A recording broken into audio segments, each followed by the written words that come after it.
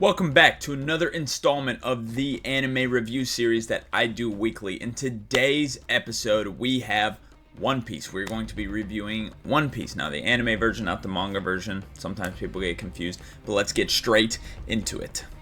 So starting off with the plot of One Piece, I'm going to give the score straight up, and then I'm going to explain why for plot.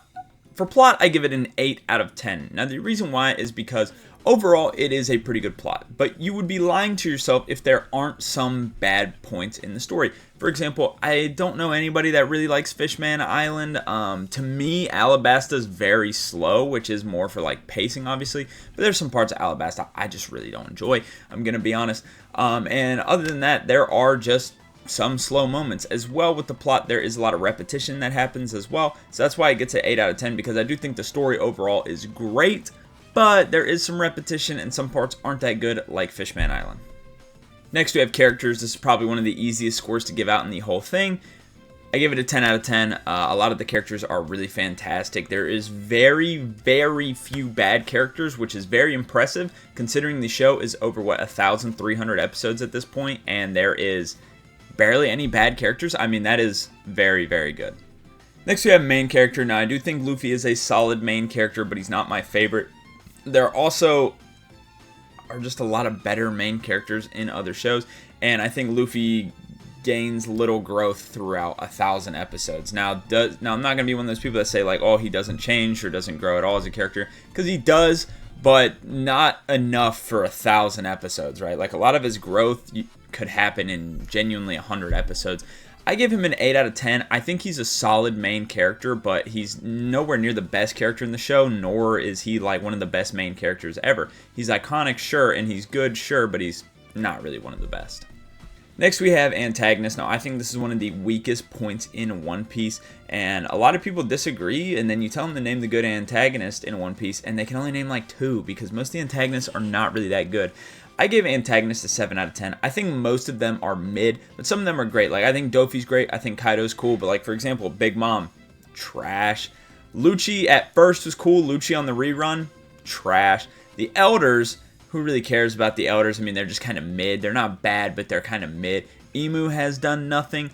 Hody Jones was terrible, right? Caesar was mid. He wasn't really a good villain, right? Like, you have so many different examples where a lot of the antagonists are just right? Some of them are great, like Dofi and Kaido, and then some of them are just you know? And so that's why they get a 7 out of 10, because you do have Dofi, you do have Kaido, and being mid is a whole lot better than being bad, so I went a little above the midway threshold because they do have some good antagonists, but a lot of them do kind of suck.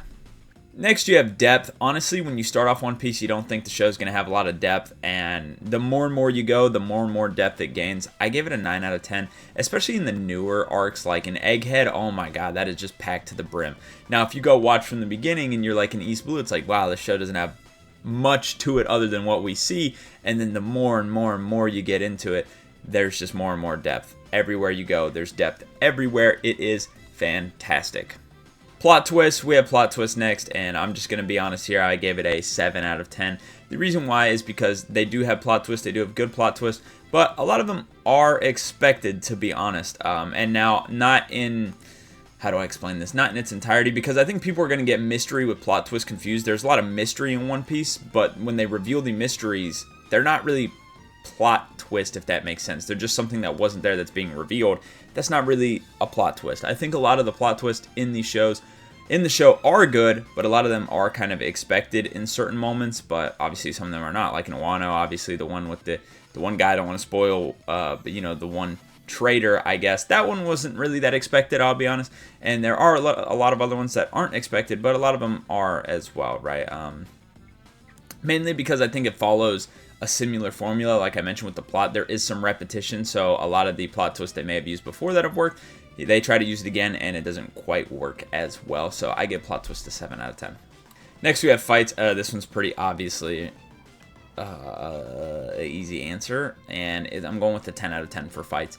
Fights in One Piece are incredible because they are very, very unique, and when I made this, the only note I put was the only bad fight in One Piece, or the only bad fights, are in Fishman Island because they're just pointless, honestly. Like, they just get slammed, and they make no sense in Fishman Island, I'll be honest. Zoro wipes the floor with the main bad guy, and yet they still stay there for like 40 more episodes. Like, I don't understand. Now, that's a bit of an exaggeration. It ain't that long. But I don't understand. Zoro wipes the floor with the main guy causing the problems in his territory underwater, and they still stay there for that long just to have a fight, and it lasts like a couple minutes because they're weak as shit. Yeah, that's the only time that, like, really the fights weren't really good. But other than that, all the fights are great. I'm a big fan of the Devil Fruits. The earlier fights, I think, are a lot better than the newer fights, because now it's just hockey spamming, which, you know, it makes sense. But, like, when it was, like, Devil Fruit v. Devil Fruit, like, that shit was crazy because you didn't know what was going to happen, right? But then it just became hockey battles, which are cool, I guess, but not as cool as Devil Fruits. Then we have pacing. I mean, this one's pretty obvious. The pacing in One Piece is dog shit. Everybody knows that. There's a reason they're remaking it and the show ain't even over yet. I give pacing a 4 out of 10. Now, I think that's being a little bit generous. It honestly should probably be lower. But I don't necessarily mind some of the stuff being dragged out. And I think some of the arcs are paced fine. But like I mentioned with Alabasta before, I think Alabasta is very slow. But then, for example, one like Skypiea, I thought Skypiea was paced pretty well. Even though it was long, I think, you know, sometimes having things a little bit longer isn't necessarily bad, but One Piece has everything longer, which is bad. So yeah, 4 out of 10 pretty easily. It is pretty bad. Next, we have emotion. Oh man, I gotta give it a 10 out of 10. It is a very emotionally impactful show, and I really think because it's unexpectedly emotional, right? Like I said, most of the time it's goofy, or like they're just doing fights or whatever, like typical shonen. But then you get something like Chopper's backstory, man, and that shit had me crying, bro. I'm not gonna lie, I didn't even care. I don't even really like Chopper, to be honest. I don't hate Chopper, right? But he's not like a top character for me. But every time I see his backstory, man, it makes me sad. Like, the emotion in the show is great. When the Going Merry, you know, got rested, I guess is the right word. Yeah, that was pretty sad too. Next we have enjoyment. I'm going 10 out of 10. It's my number 4 anime of all time. So yeah, pretty easily 10 out of 10 for One Piece. Then we have world building. Again, 10 out of 10. It's pretty much the standard for world building out of every anime. When people are like, what's the best thing about One Piece? They always say the world building. Yeah, probably the best part of it. Peaks, 10 out of 10, obviously.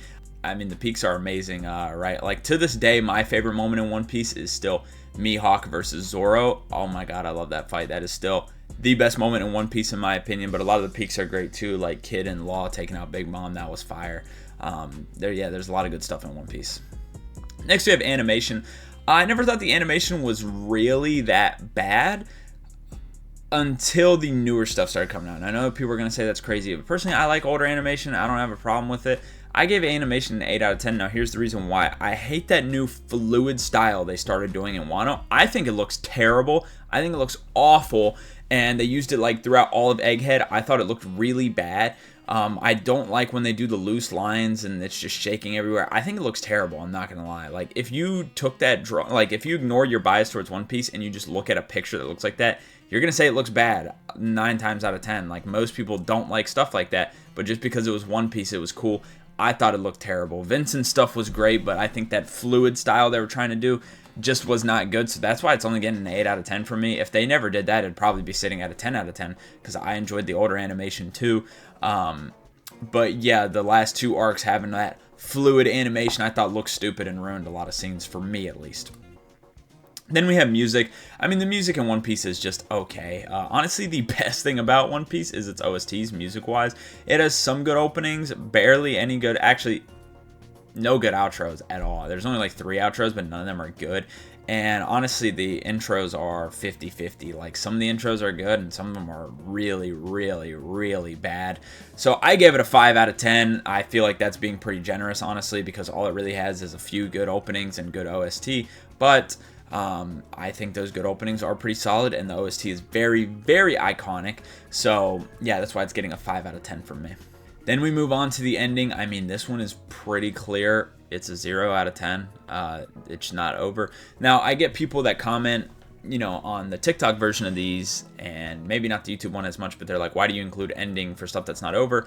The ending is arguably the most important thing in every story. So when you're comparing anime, you can't not include the ending. Like, for example, if I'm comparing Naruto versus One Piece, Naruto is finished. I have Naruto in its entirety. That makes the show more complete, which is kind of what the anime review is about.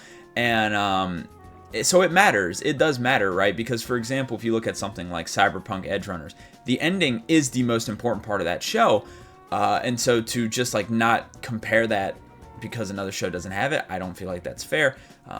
To be fair, One Piece is 25 years old. It's had time to end if it wanted to, right? So you can't blame me for including it. It's the most important part of a story, and it's unfortunate it's not over, but that just is how it is. So then for the overall score, unfortunately, it did not rank where it would rank on my personal list. It got a 7.7 out of 10.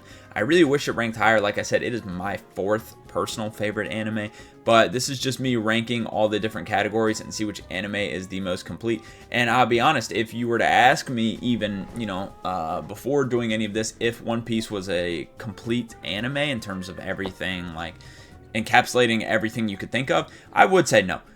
So it's not a crazy score at all, honestly, but I do love the show. I think, to me, I had a comment on one of these, and I agree with it. He was like 10 out of 10 in my eyes. I agree, One Piece is a 10 out of 10 in my eyes, but I think overall, if you look at things in how complete of a show is it, it's not very. So 7.7 out of 10. Unfortunate, but it is what it is. And that leaves our top 10 so far. Naruto, number 1, 9.2. Samurai Champloo, 9.2. JoJo's, 9.1. Fate Zero, 8.2. And One Piece, 7.7. I hope to see you guys in the next... Wait, this doesn't have Black Clover on it. Okay, well, we did Black Clover. I forgot where the Black Clover ranked, but if you want to go watch that video. If you enjoyed this, please leave a like, subscribe. I appreciate it. Peace.